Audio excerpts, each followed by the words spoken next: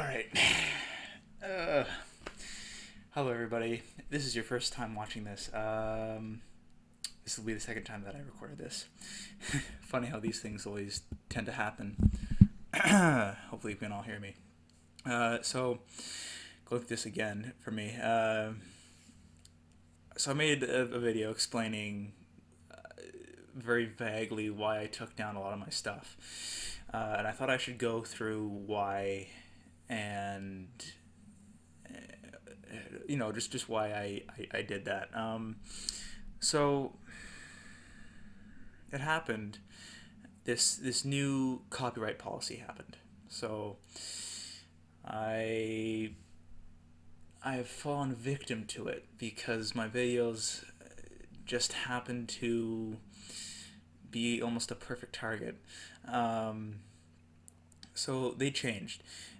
It went from you could have other people's work in music and whatnot inside your video if it was used for review purposes, you know what I mean? Like technically, and technically that's what my videos were. They were basically reviews, and you've seen that I take some of these shows and in some cases I just rip them apart because they're bad, in my opinion. But the the copyright policy changed, and now if you have any hint of that in your video, you're screwed. Uh, or sometimes, it seems. Uh, how do I put this? I did it very eloquently in the last one. It didn't work so well, or it's not working so well in this one. It started off with a video I made. Just this really bad quality Star Wars video. I mean, of all things. And just because of the timing that I released it and the subject that it was, it happened to do really well. It just hit like 1,000 views. And for me anyway, and those of you who are still subscribed, with which, thank you, by the way, that obviously, it means a lot. So coming off the coattails of that success, I start thinking, okay, well, that's really cool. Maybe I can increase the views and whatnot. And so I start throwing things at a wall, seeing what works, because who doesn't want to have a successful YouTube channel? Uh, so I thought, okay, cool, let's just try things. I was thinking podcasts, let's plays, the old toasted tutorials, stuff like that. And I tried the Let's Watch because I thought, hey, if I can be successful and I'm just watching TV shows with, hopefully other people around the world, whatever, then, great, cool, that's awesome.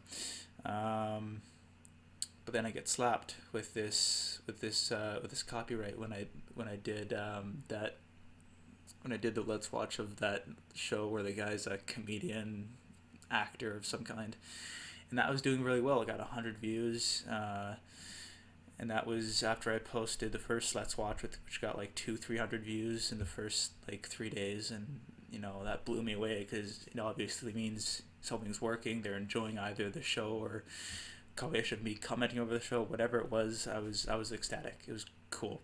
I went from two subscribers, and of those two, knowing two of them, to having a full 13 in 1 week, basically. And if you're just starting off, that's already amazing. But in the span of a week, getting that means that you're onto something. I think anyway. So I jumped at it. I just started pumping these things out as fast as I could. You guys seem to like them a lot. Then I got the copyright, and it's not so bad. They have like a three-strike system, like kind of like you're back in kindergarten again, and so when I got that, I thought, okay, I have to take down all this stuff because I know that if I leave it up, eventually someone's gonna see it and be like, "Oh, that's mine," and go for it. And rightfully, it is yours. And my logic behind it is, say, so I'll put it this way: I got my stuff off Crunchyroll, right? I got it off of there, and I watch it and everything. But here's why I think it's fair, and here's why it really is fair. Because when you're watching my or their show through my video, you're not getting the full thing. You're getting some asshole just talking over it, right? And the screen is shorter, and you're not getting the full experience. You're just enjoying a review basically. Um, and if you want to watch the full show uninterrupted with stupid commentary, then you can go to Crunchyroll and do that and pay for your subscription and all that kind of stuff. In that sense, I'm not taking away from Crunchyroll. I'm almost promoting them. And if not that site, I'm promoting the people who created that certain show, because I'm taking the time to bring that show to more people. That was obviously the case with Erase, that show that got like 300 or whatever first little while I had it up. So obviously people are watching it, and so despite all that, people still had a problem with it, and I had to take it down. And I was kind of stunned, honestly, because that never happened before, and I was working within the old parameters of it being allowed if it was a review. That's just what I got from their little kindergarten video that they show you when you first start off your YouTube channel. When you go through everything and they say, what's copyright, what's this, what's that. You go through it, you watch the video, it's like, oh yeah, back in school, you understand it though, it's very simple to understand. I followed that parameter. Now, unfortunately, they've changed it, and that whole platform, unless I like put filters on it, which I don't even know how to do, but even then they could still find some way to get through. I'm pretty sure if they can pick me apart from the little things that I've done. And if you notice, it's the smaller channels that have this, so mine, of course, but there's another channel that I follow, or that I watch, called B...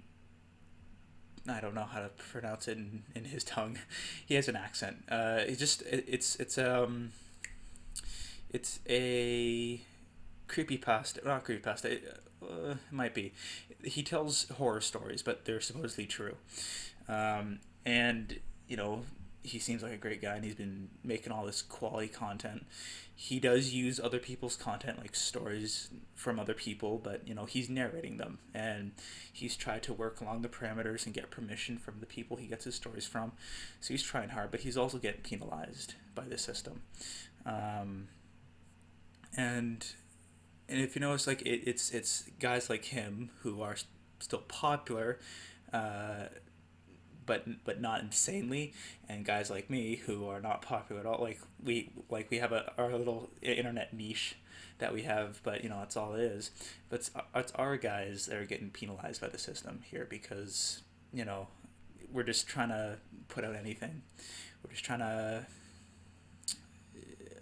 make what we have worth something, and then you have the bigger stars, the bigger YouTube stars, and they're doing almost the exact same thing as us, if not more so, or if not more explicitly, and they're going off scot-free,